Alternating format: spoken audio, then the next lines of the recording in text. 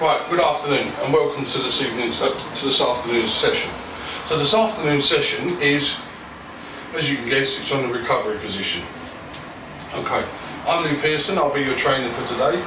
I have numerous background. I was training for St John's for around about 4 years.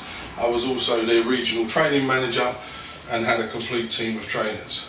I'm an ex-combat medic, which I did in the army, and I've always kept up with my first aid and everything else. So that's my background. As I say, welcome to the thing. Please, if you do want to ask questions as we go along, please feel free to do so, or you can come to the end and we'll do it at the end. Right, recovery position. So, one of the biggest questions that we get asked is, why is the recovery position so important? And for this, I'm just going to use what we know in the trade as a red head. And basically what it's going to do is show you how the head and the body works. So in our normal everyday living, as you want to put it, we breathe normally and there's no problems. However, when we become unconscious, unfortunately we lose control of a lot of muscles. And one of the most important muscles, as you can see here, and illustrated, is the tongue. The reason why the recovery position is so important is because what we're now going to do is physically take control of the tongue by allowing the body to be turned over, which allows natural gravity to pull the tongue away from the back of the throat, allowing the airway to go ahead. As you can see in the video, you can now see that where he's on his back, he's unconscious and the tongue is actually now blocking the airway. This is a big problem for us because obviously we need to breathe to survive. So, I'm going to show a little video.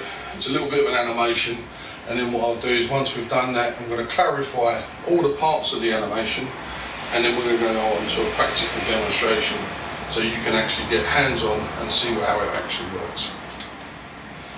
So this young lady comes in and unfortunately she finds her granddad, and her granddad's unconscious.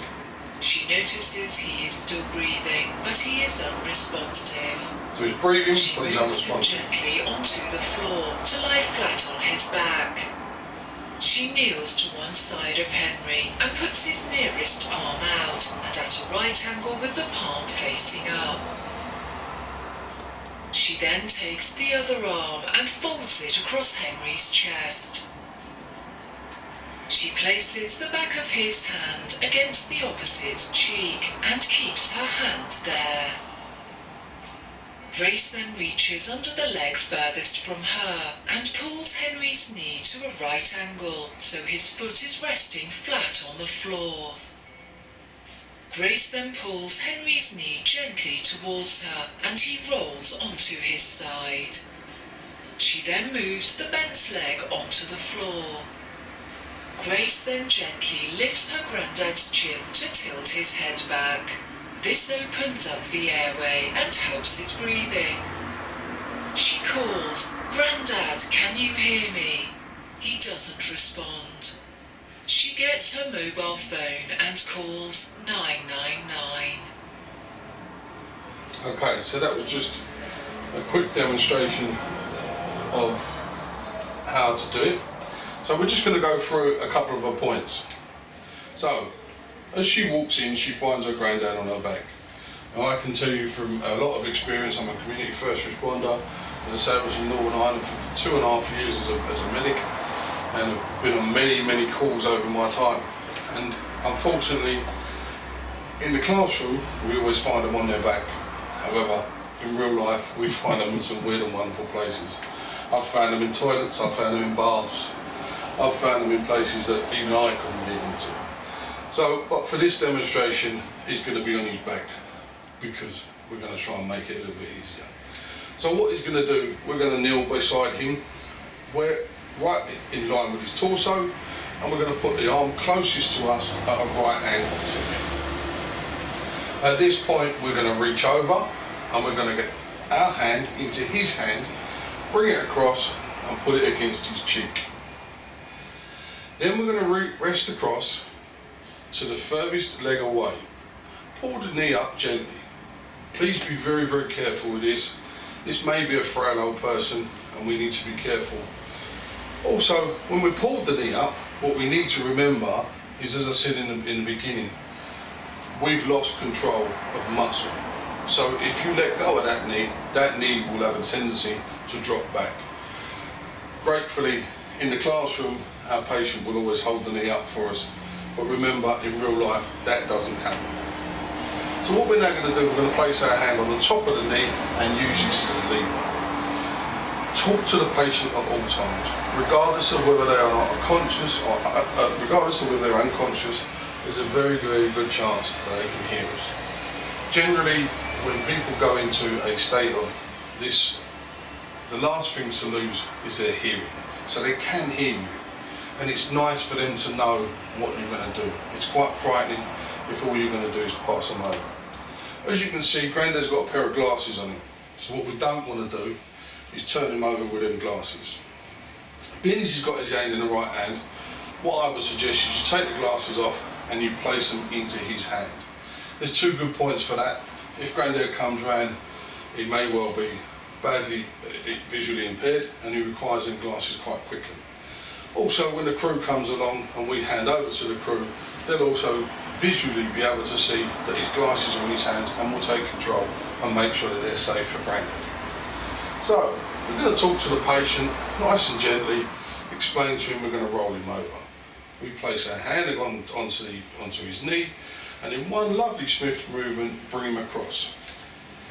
As he comes across, we then make sure that we then bring his knee, which is now on the floor, and bring it up a little bit closer to his chest, just so as it gives him nice stability. So we've got the stability now back into the body, which is fantastic. Most important thing now, so we've brought him over, we've now took control of this muscle and tongue that was a problem for him. What we need to do is make sure that that's actually worked by literally lifting his chin up a little bit, giving him nice clear airway. Now what we're going to do is we're going to get ourselves down nice and close to our patient and see if we can physically hear him breathing. We can hear him breathing, that's great, and hopefully we can actually feel him breathing because we're that close to him. Okay, so that's the general of what we're going to do. We're now going to move on to our practical demonstration, and then that way we're going to bring you out onto the floor and you can then help. So if there are any questions, we can do a few questions now, or we can wait to the end, but we're now going to move on. So any questions at all? Only one I've got is, if that was a woman and she was pregnant, what would happen? Do we have to put them in a different position, or? Right. There is a little bit of controversy on this. That baby is protected no matter what position she is in. However, they do say that the preference is to move her onto her left-hand side. But the truth be known is that baby is protected in a massive sac of fluid and is protected no matter which way they are. So in some questions, some people will say it must be. What we're looking at, and the most important thing, is to open that airway, because the baby's going to be comfortable left or right. What won't be comfortable is if that airway is not open, that person's not, and that's not good for the baby either. Is there a particular length of time that you should leave someone in a recovery position for, Lee? Right, so as you see in there, first thing she did was called for an ambulance. So we're going to have a constant repertoire with the ambulance service.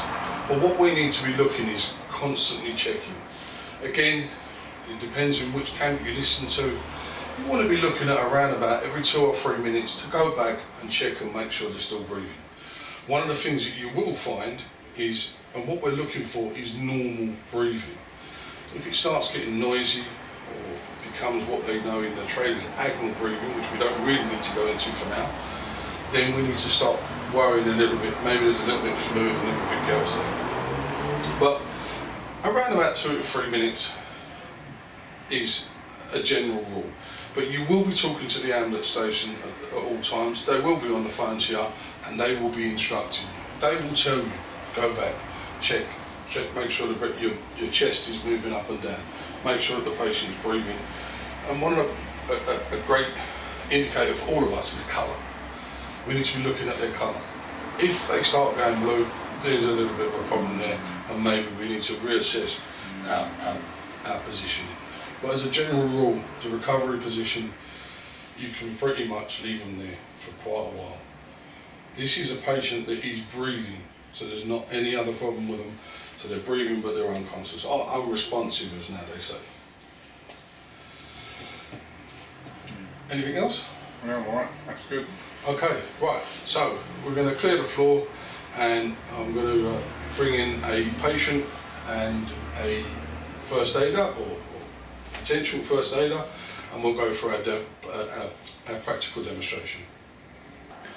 Okay, so we're now in the training positions. We're now going to get our first aider to come along and kneel beside her. Okay, she's now going to place her right arm, the arm nearest to her, into a right angle position. Nice and gently, as we don't know how the body is.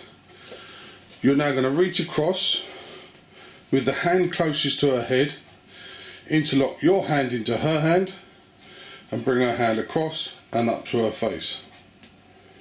Brilliant. Okay, now you're going to shuffle down a little bit, reach across and pick up the furthest leg away. Brilliant. Bring it up as much as you can. Excellent. A bit more maybe. That's it. Excellent. Okay, so now you're going to have a look around. She's got no glasses on, so there's not a problem with that. Right, before we do this, we're going to have a quick check down her side. So we're going to use the back of her hand just to run down her side. That's it, nice and gently, just tapping as you go, make sure there's no sharp objects, as that's the side she's going to roll upon. Okay, so now with your hand back on her knee, we're going to gently pull her over, and we're going to be talking to her as we do so. So we're just going to let the patient know that we're going to be pulling her across.